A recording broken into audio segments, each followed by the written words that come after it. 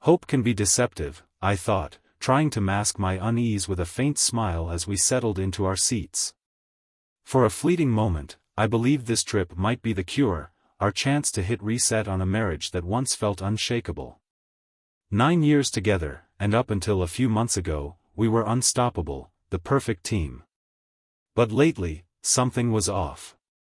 Emily, my wife, had drifted into a space I couldn't reach.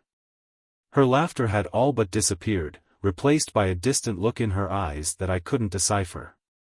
This 2-day escape to Switzerland had been my idea, a chance to step away from the monotony, to rediscover the connection we'd somehow lost. Yet here we were, 30,000 feet in the air, and doubt had already crept in.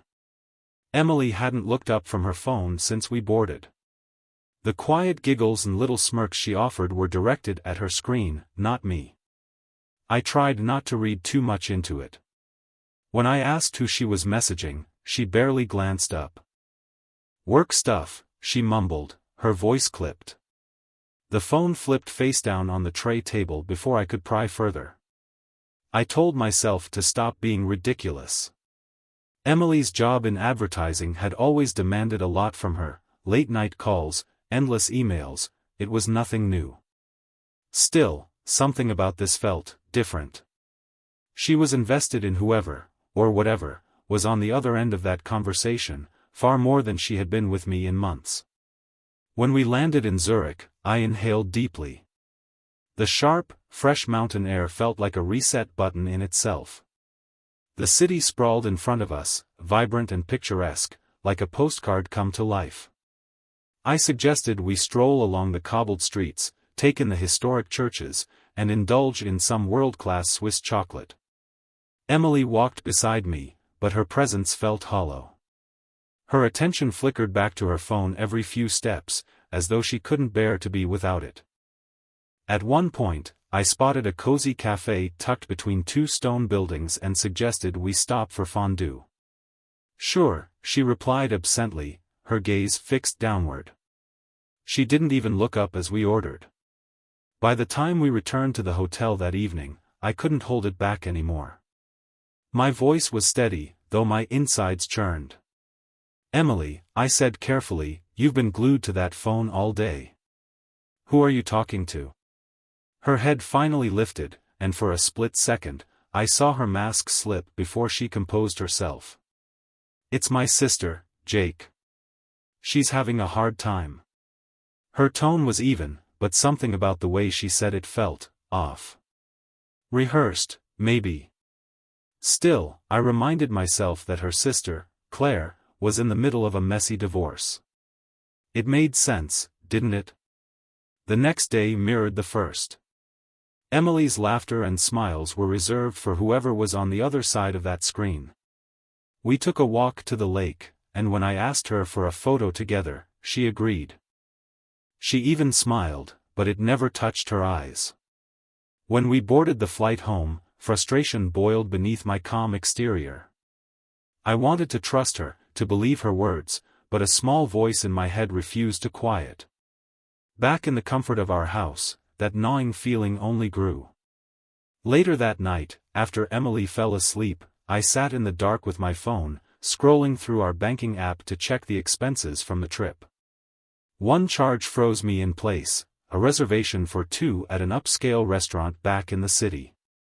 It had been made 2 nights before we left for Switzerland. I stared at the screen, my heart sinking as the implications settled in.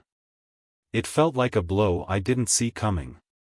When I confronted her the next morning, Emily didn't so much as flinch. "That was with Claire," she said, her tone casual and unconcerned. "We needed a night out to talk."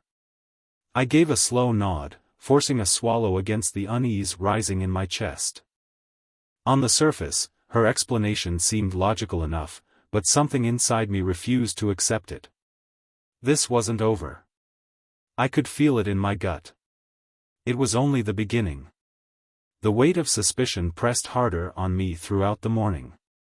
I sat at the kitchen table, lost in my thoughts, when a sudden knock jolted me back to reality. The sound was sharp, almost hesitant, yet loud enough to reverberate through the quiet of the house. Emily was at work, of course she was, so I had no clue who might be at the door. I opened it to find our two kids, Lily and Ben, standing there, small suitcases clutched in their hands. Behind them, Mrs. Jenkins, their babysitter, offered me a tired smile from her car idling in the driveway. "I thought Emily told you I'd be dropping them off today," she said, her voice edged with an apology. "She didn't," I replied, working hard to mask my surprise. I crouched down and pulled Lily and Ben into hugs, their bright chatter filling the awkward silence. They babbled about their weekend at Grandma's, how much fun they had and how Ben got to eat 3 bowls of ice cream in one day. Their laughter cut through the heavy fog in my mind, giving me a moment's reprieve. After Mrs. Jenkins pulled out of the driveway, I settled the kids on the couch with snacks and cartoons. The cheerful noise of animated voices filled the living room, but my thoughts were far from their innocent joy. Emily hadn't said a word about the kids being dropped off. Not a single hint. What else was she keeping from me? The hours crawled by as I tried my best to stay present. Lily peppered me with questions about her school project, something to do with volcanoes, while Ben excitedly reenacted scenes from his favorite cartoon, one he'd watched 100 times. I smiled, I nodded, I engaged. But in the background of it all, the questions never stopped circling my head. Where was Emily now? When evening finally rolled around, my patience began to unravel. By 5, she should have been home, her job never kept her later than that. But as the clock crept past 8, and the sky outside turned dark, there was still no sign of her. I had promised myself I wouldn't become that guy. The obsessive husband, suspicious of every move his wife made, stalking her whereabouts like a crazed detective. I wasn't going to do that. And yet, when I put the kids to bed and the house fell silent, the weight of my doubt became unbearable. Grabbing my keys, I left the house without a clear plan, just a burning need to know. I drove toward Emily's office building, my grip on the steering wheel so tight that my knuckles turned pale. By the time I pulled into the parking lot, I already knew what I'd find. It was empty. The rows of parking spaces stretched out before me, dimly lit by the flicker of tired streetlights. Emily's car was nowhere to be seen. She hadn't stayed late at work. So where the hell was she? I sat there in the dark for what felt like forever, the hum of the engine the only sound around me. My mind spun with possibilities, each one worse than the last. Then it hit me, something I hadn't thought about in months. Emily had turned off location sharing on her phone a while back, claiming it was draining her battery too quickly. But years ago, after her car had been stolen and later recovered, I'd installed a GPS tracker on it, just in case. I fished my phone out of my pocket, my fingers trembling slightly as I opened the tracking app. A small blinking dot appeared on the map, pinpointing her car's exact location. It wasn't at her office. It was parked downtown, at an address I didn't recognize. My stomach dropped as I stared at the screen, the implications churning like a storm inside me. I stared at the map, the blinking dot like a punch to the gut. Then it clicked. The address belonged to an upscale hotel, one I recognized because it often hosted corporate events and conferences. But Emily wasn't here for a business meeting. I gripped the wheel and drove across the city, my mind spiraling into darker places with every mile. Scenarios I didn't want to entertain played over and over, each worse than the last. When I arrived, I eased into a spot a few spaces away and shut off the engine. Her car was there. It sat in its usual pristine state, unmistakable even in the dim glow of the lot's lights. For a moment, I just sat there, staring, trying to figure out my next move. Confront her? Demand answers? Or walk away and pretend none of this was happening? As I debated, a sleek black car pulled into the lot and glided into the spot beside hers. My breath caught in my throat as the door opened. A man stepped out. He was tall, impeccably dressed, every inch of him exuding confidence that made my stomach twist. He carried himself like someone who belonged here, like someone who belonged with her. From the passenger seat, he grabbed a small box, neatly wrapped with a ribbon that looked far too fancy to be anything casual. A gift. My pulse quickened. I watched, frozen, as the man started toward the entrance. Then she appeared. Emily. She stepped out of the hotel lobby, and even from a distance, I knew it was her. I would recognize her anywhere, even in the dim lighting. But it wasn't just her presence that struck me. It was her smile, a smile I hadn't seen in years. Bright. Uninhibited. The kind of smile that used to be just for me. My hands clenched into fists as I watched the man stop, extend the box to her. Emily laughed, a light, easy laugh that drifted across the lot like a dagger straight to my chest. Then, as if the moment wasn't already tearing me apart, he leaned in and kissed her. Not a polite, fleeting kiss, but one that said everything words couldn't. Deep. Intimate. A kiss between two people who shared something real. I couldn't move. My heart pounded against my ribs, so hard I thought it might shatter me. I wanted to fling the car door open, march over there, and demand answers. Confront them both. Ask Emily how she could betray me like this. But I didn't. Instead, my trembling hands reached for my phone. I hit record. I captured everything. The way her hand lingered on his arm, soft and familiar. The shared glance between them, heavy with unspoken words. The way they turned together and disappeared through the hotel doors without a second thought. And just like that, they were gone. I sat in the car for what felt like hours, my mind replaying the scene on an endless loop. Every detail, her smile, his kiss, the way she looked at him, seared itself into my brain. This wasn't paranoia. This wasn't some misunderstanding I could reason away. This was real. Emily wasn't just pulling away, she was already gone. Eventually, I started the car and drove home, though I barely registered the streets passing by. My mind was too full, the video looping in my head like a nightmare I couldn't wake up from. The house was quiet when I got back. Too quiet. I stood in the dark living room for a long time, listening to the sound of Chloe and Ben's soft breathing upstairs. They were asleep, blissfully unaware of the storm that had just torn through their home. I sank onto the couch, the glow of my phone illuminating the evidence on the screen. It was all there. Everything I needed to know. I thought I'd feel something, relief, maybe, or even anger, but there was nothing. Just an empty ache spreading through my chest like a slow-moving poison. I stared at the video, the images cutting deeper with every replay. The woman I loved, the woman I built my life with, had betrayed me in a way I never thought possible. Now I was left here, alone, to figure out what to do next. What was I supposed to do? Confront her? Pretend I didn't know? Pack my bags and leave? The silence of the house was suffocating. The faint hum of the refrigerator, the rhythmic ticking of the clock, it all became unbearable. I stood abruptly, my hands trembling as I paced the living room. I couldn't sit still. The betrayal felt heavy, like a weight pressing me down, forcing me to keep moving. I had no answers, no clear plan. Just the certainty that nothing would ever be the same again.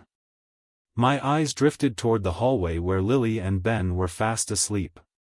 Their peaceful faces from earlier that evening burned into my mind. They didn't deserve any of this. None of it. This wasn't their fault, and I refused to let them get caught in the crossfire of something they couldn't possibly understand. But I couldn't leave them here, not in this house, not with her. I headed for Lily's room first. She stirred as I gently nudged her awake, her soft curls framing her face as she blinked up at me. "Daddy," she mumbled, her voice groggy. "Hey, sweetheart," I whispered, doing my best to keep the hurt and anger from seeping through. We're going on a little adventure. Grab your favorite things, okay? She stared at me for a second, confusion flickering in her sleepy eyes, but she nodded obediently. I helped her out of bed, steadying her small hands as they reached for her suitcase. Next, I went to Ben's room. He was even harder to wake, clinging to my neck like a lifeline when I scooped him up. "Is Mommy coming?" Lily asked softly, her voice barely above a whisper as she stood in the hallway with her suitcase. "Not this time," I replied, my throat tightening around the words. "It's just us for now." Something in my tone must have told her not to press. Neither of them asked any more questions, their little faces solemn as I moved quickly through the house, gathering essentials and packing their bags. Each item I stuffed into the suitcases only strengthened my resolve. Before we left, I stopped in the kitchen. My eyes landed on the flash drive tucked in the drawer, waiting like a silent witness. I grabbed it, plugged it into my phone, and transferred the video. My jaw ached from how hard I was clenching it. Once the file was safely transferred, I set the flash drive on the kitchen table, placing it dead center where Emily couldn't miss it.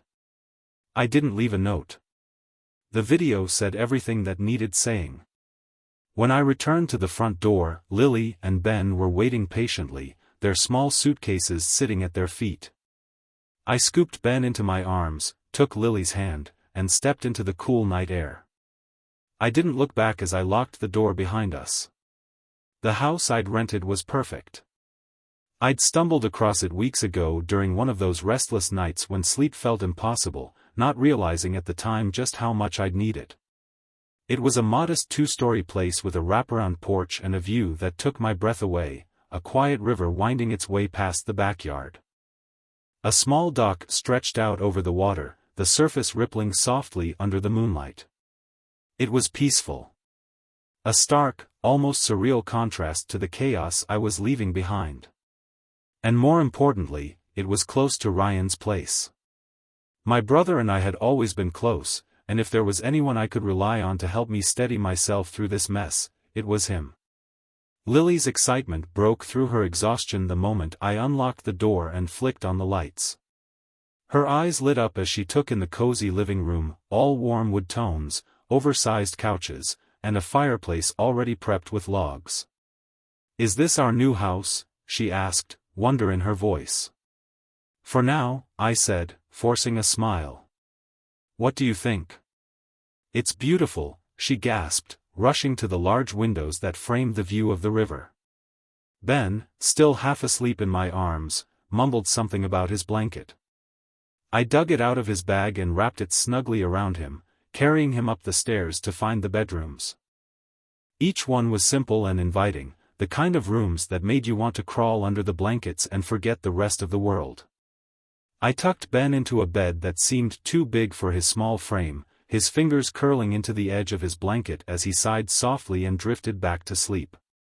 By the time I made it back downstairs, Lily had already settled into her room, her favorite stuffed animal clutched under her arm. I sat beside her for a moment, pulling the blanket up to her chin and brushing her hair gently from her forehead. "Good night, sweetheart," I whispered. "Good night, Daddy," she murmured sleepily, her eyes fluttering closed.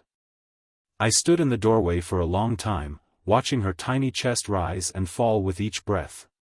She looked so innocent. So untouched by the storm that had shattered everything we'd built. And at that moment, I knew with absolute certainty that I needed to protect her and Ben, no matter what. Downstairs, the weight of the day came crashing down like a wave. My shoulders slumped as I sank onto the couch, the silence around me too loud to bear. It was as if the walls of this new house carried the echoes of everything I was trying to escape. For now, the kids were safe, tucked into warm beds. But me? I was drowning. The house was silent, too silent. Normally, that kind of stillness brought me peace, the kind of calm you settle into after a long day. But tonight, the quiet felt suffocating, thick with the weight of everything I'd done. I sank onto the couch, staring blankly at the dark windows. Beyond the glass, I could faintly hear the river murmuring in the night, a soft, steady sound that seemed miles away. This was it, the beginning of something new. A life without Emily. A life where I could focus on the kids and myself. At least, that's what I wanted to believe. But deep down, I knew better. The worst wasn't over. Emily would find the flash drive. She'd watch the video. And when she did, there would be a reckoning. After I'd tucked Lily and Ben into bed, I reached for my phone. My hand still shook, but not from fear. It was something deeper, something raw. A volatile mix of anger, hurt, and grim determination. I scrolled through my contacts and hit Ryan's number. He answered before the second ring. "Hey, what's up?" he asked, his voice sharp and alert like he already knew something was wrong. "Can you come over? It's urgent." Ryan didn't hesitate, didn't ask why. "I'll be there in 15. And true to his word, 15 minutes later, his truck rumbled into the driveway. The glow of the porch light cast his solid frame in silhouette as he stepped out. Just seeing him there, a steady presence I could rely on, brought a wave of relief I didn't realize I'd been holding back. When I opened the door, he scanned my face, concern etched into his features.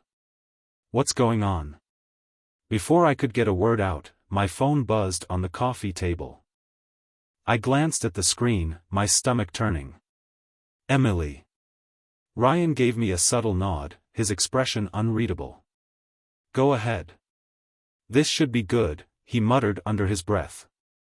I swiped to answer and put the call on speaker. "James," Emily's voice burst through the line, cold and clipped. "What the hell do you think you're doing? Taking the kids in the middle of the night? Leaving that video?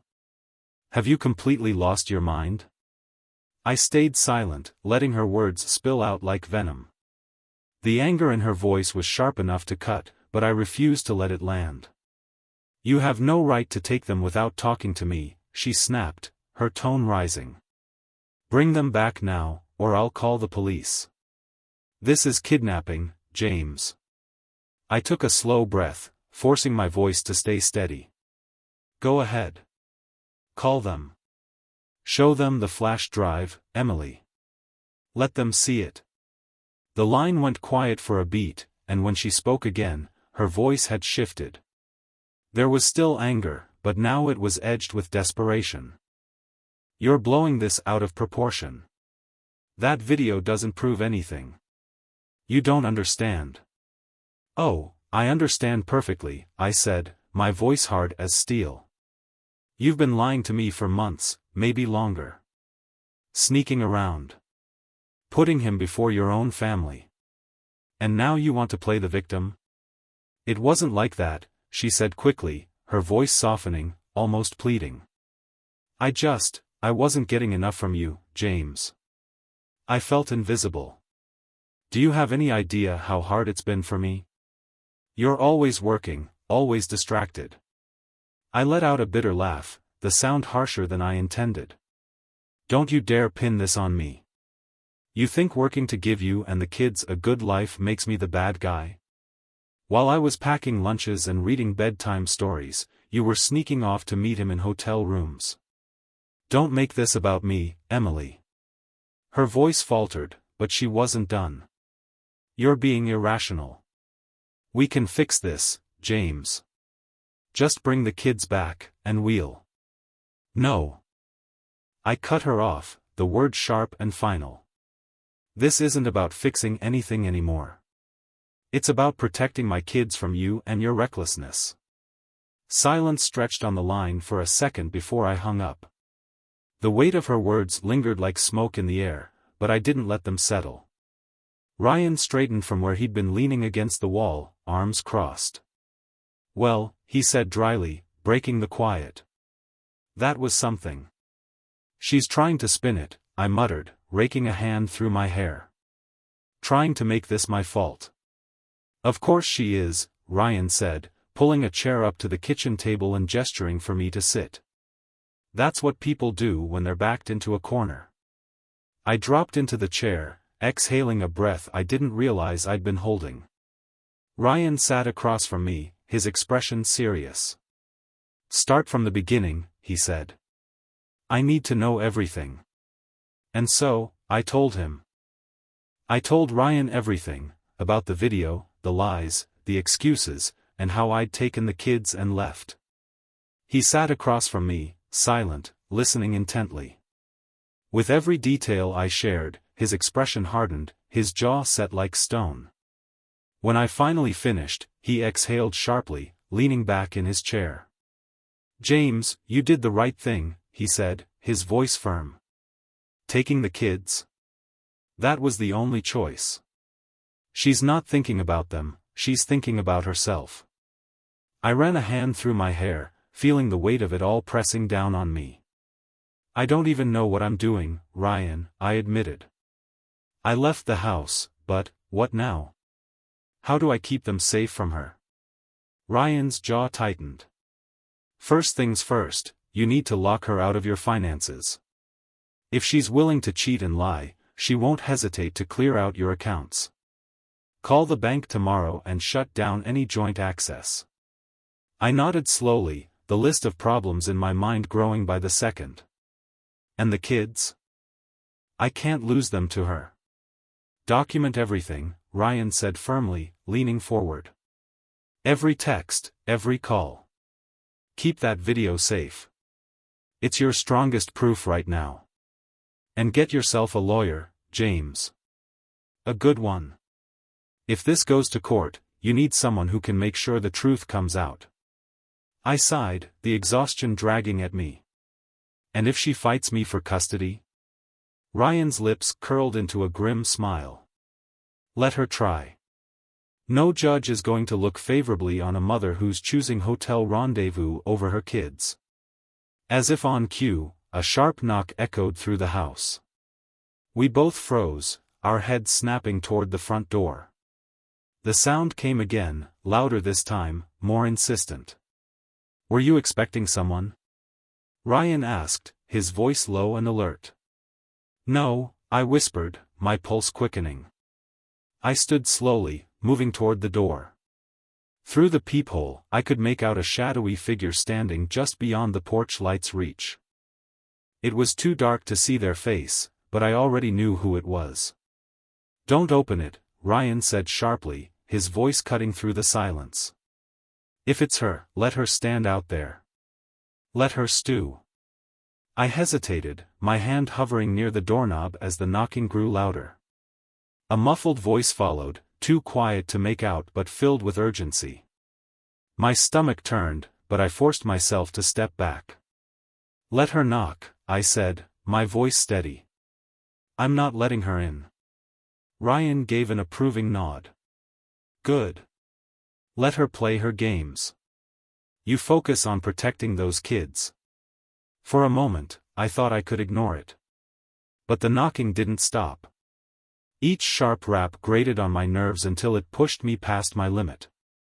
Ryan stood behind me, his posture rigid and ready, as I swung the door open. And there she was. Emily stood on the porch, her face twisted with fury and desperation. She didn't wait for an invitation. She shoved past me into the house, her movements sharp and purposeful. "Where are they, James?" she demanded, her voice cracking as she scanned the living room. "Where are my children?" I stepped in front of her, blocking her path toward the hallway. "They're asleep," I said, forcing my voice to remain calm, "and you're not waking them up." Her eyes narrowed, her anger blazing. "You had no right to take them," she shot back. "No right to just run off like this." "No right?" I repeated, my voice rising with each word. "Emily, I had every right. You left me no choice. While you were sneaking around with him, I was here, raising our kids.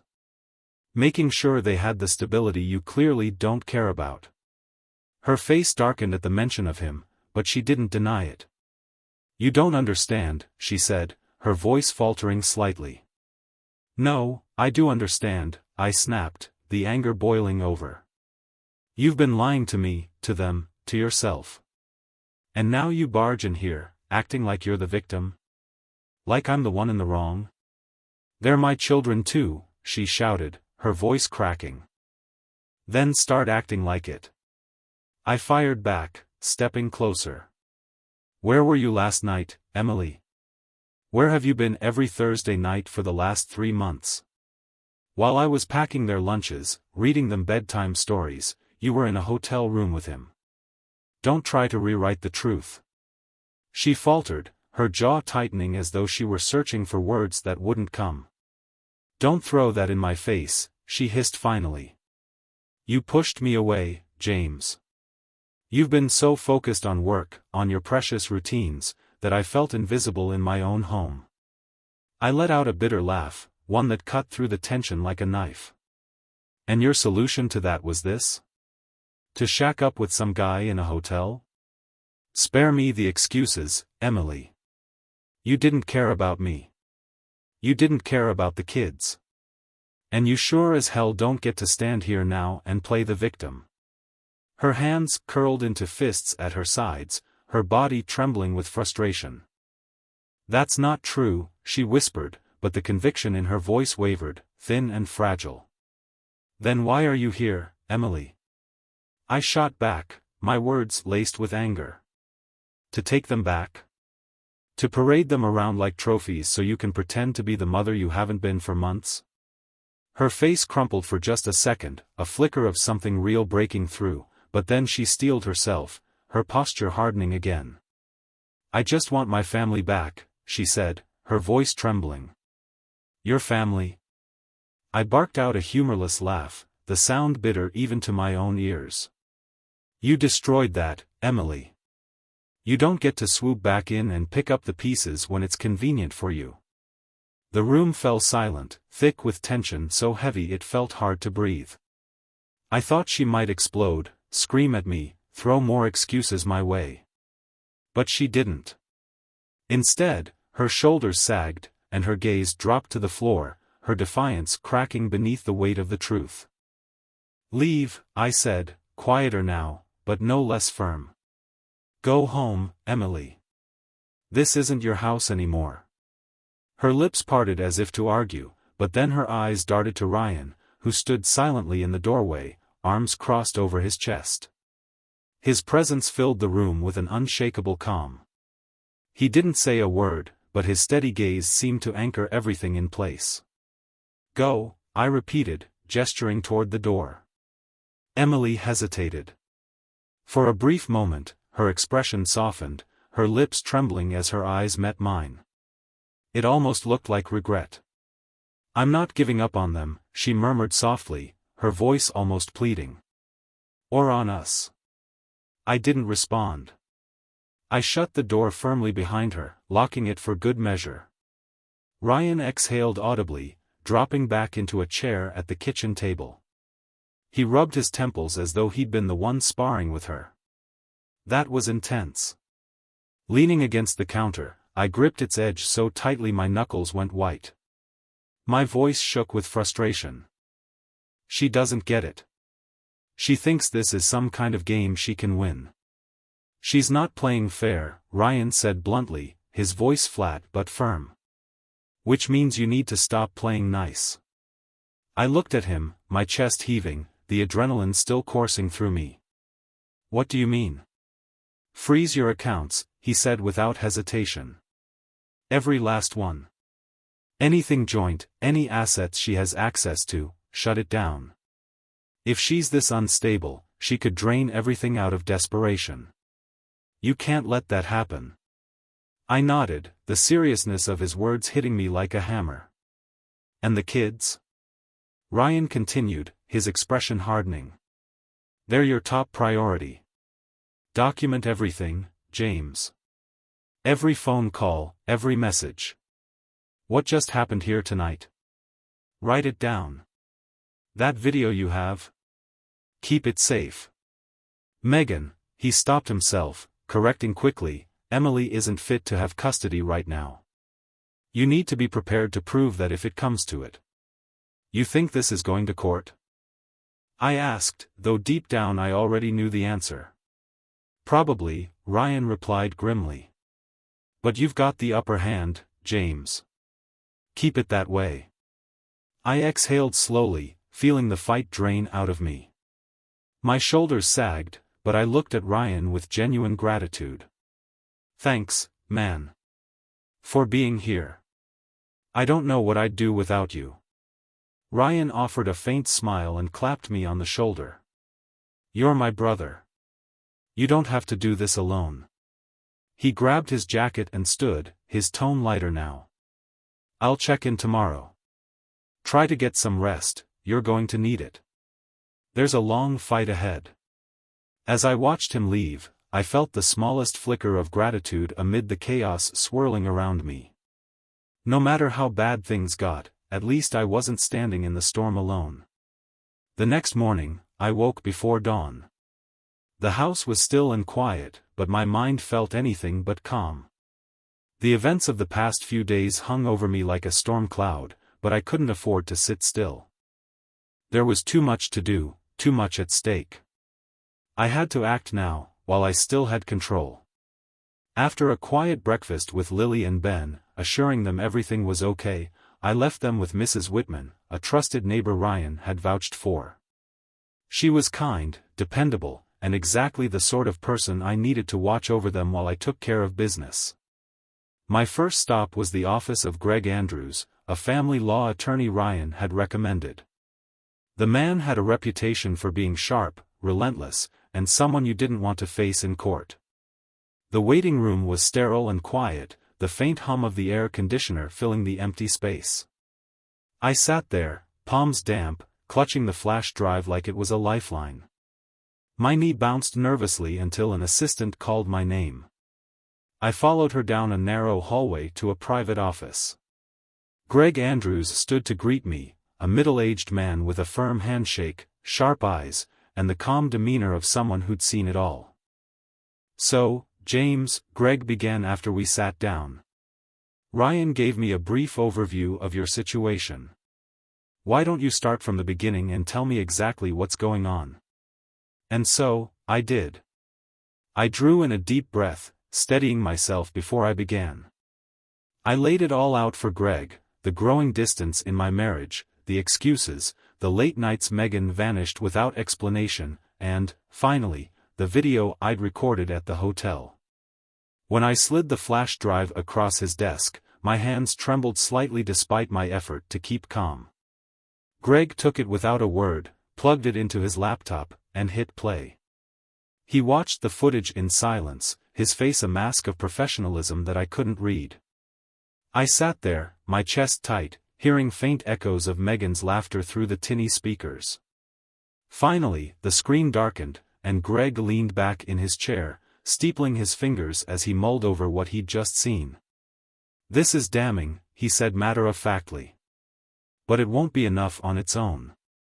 We're going to need more. I figured as much, I replied, my voice low. What do I need to do? Greg leaned forward, his sharp gaze locking onto mine.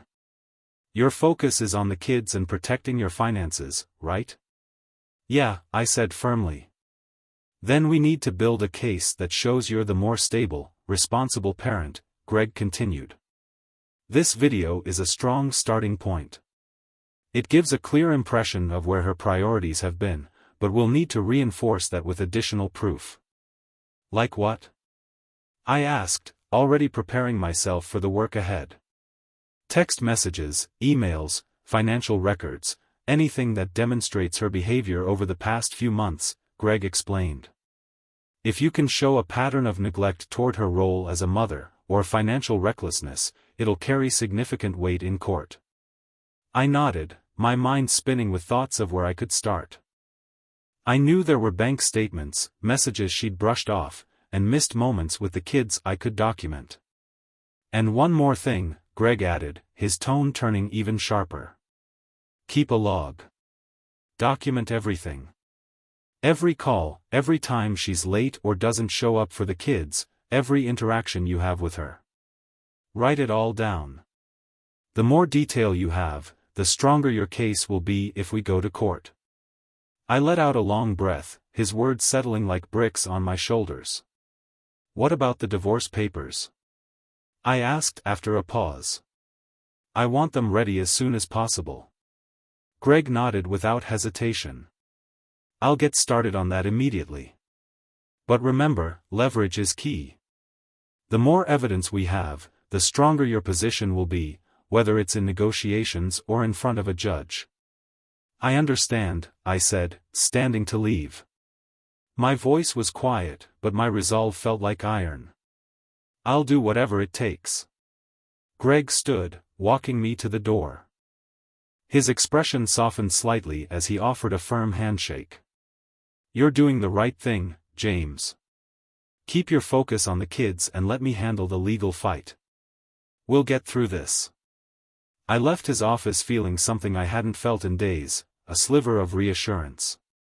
My steps were steadier as I crossed the parking lot, my resolve hardening with every step. This wasn't about beating Megan. It was about protecting Chloe and Ben, about making sure they had the stability and security they deserved. The drive home was quiet, the hum of the tires on the road offering a rhythm that matched the steady beat of my thoughts.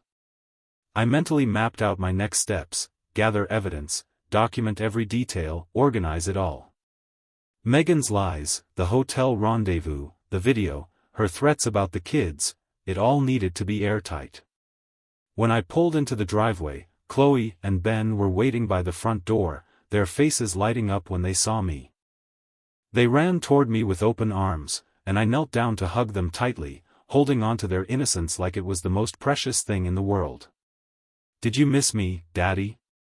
Chloe asked, her smile bright. "Always," I whispered, my voice thick as I kissed her on the forehead. I glanced at Ben, who clung to my leg and mumbled about his cartoons, his face scrunched with excitement. In that moment, I silently made a vow, I would do everything to keep them safe. The next morning, I woke up before the sun, my mind already racing. There was no time to dwell or wallow. Too much was at stake. I poured a cup of coffee and sat at the dining table, staring at the blank page of a notebook. I needed to protect my kids, secure our future, but the anger inside me burned for something more. I didn't just want justice. I wanted Megan to regret every decision that led us here. She had shattered our family, destroyed the trust I'd spent years building, and now she thought she could walk away without consequence? No. Not this time. The sharp ringing of my phone broke the silence, snapping me out of my thoughts. I glanced at the screen and frowned. It was Erica, a mutual friend Megan and I had known for years. She was always more Megan's friend than mine, but after news of the separation had spread, she'd reached out to check in. I hesitated for a moment before answering. "Hey, Erica," I said cautiously, bringing the phone to my ear. "James," she said, her voice unusually careful. "I heard about what's going on. Are you okay?" Her tone sent a ripple of unease through me. Whatever this was, I had a feeling it wasn't going to make things any easier. I answered the call, unsure of what to expect. "James," Erica said carefully, her tone cautious and deliberate. "I heard about what's been happening. I just wanted to check in, see how you're holding up." "I'm managing," I replied, keeping my tone even and guarded. "It's been a rough few days, but I'll get through it." For a moment, there was only silence on the line, the kind that usually carried weight. When Erica finally spoke again, her voice had changed, serious, hesitant, as though she were stepping onto dangerous ground. "I don't know if this is my place," she started, "but I think there are things you should know." My grip on the phone tightened instinctively. "I'm listening." Erica paused for a beat, then took a breath and continued. "Megan's affair? It didn't start recently, James. She's been seeing this guy for over a year. His name's Ryan, not your brother, obviously. Another Ryan. He's married. From what I've heard, he has no plans to leave his wife. She's wealthy, old money, and Megan, well, she's been playing second fiddle. Her words hit me like a punch to the gut. Megan hadn't just destroyed our marriage, she'd done it for a man who wasn't even willing to fully commit to her. But as the initial sting wore off, a new realization dawned, one that lit a fire in my chest. So he's stringing her along, I muttered, almost to myself. That's what it looks like, Erica confirmed. James, I didn't want to get involved. But after hearing how she's treating you and the kids, I couldn't stay quiet anymore. I let out a slow breath, absorbing her words. Thank you, Erica. I appreciate your honesty. When the call ended, my mind spun with possibilities. Megan had thrown away her family, her life, for a man who saw her as nothing more than a distraction. She'd gambled everything for an illusion, and now she was stuck with nothing but lies. But Ryan wasn't untouchable. If Erica's information was correct, his wife was wealthy, influential, and likely unaware of what her husband was doing. She was the key. If I could get the truth into her hands, everything would unravel, for Megan and for him. The fallout would hit them like a freight train, and for the first time, I felt a flicker of hope. This wasn't just about revenge. It was about justice. That afternoon, I sat on the porch, the notebook open on my lap as I sketched out the first outlines of a plan. I needed to know who Ryan's wife was, how to contact her, and how to reveal the truth in a way that left no room for doubt. Megan and her lover had left a mess in their wake, and it was time they faced the consequences. But I had to tread carefully. If either of them caught wind of what I was planning, the whole thing could backfire. The next morning, I made my move. Megan had been staying at her sister Jenna's house, not far from the home we used to share. I knew she worked long hours, so if I wanted to dig deeper and gather the evidence I needed, now was the time. I parked my car a block away, the engine's hum fading as I shut it off. The quiet suburban street was familiar, but standing there outside Jenna's house felt surreal. It wasn't the time for nostalgia, though. I had a purpose. Using the spare key Megan had left on her old key ring, I let myself in.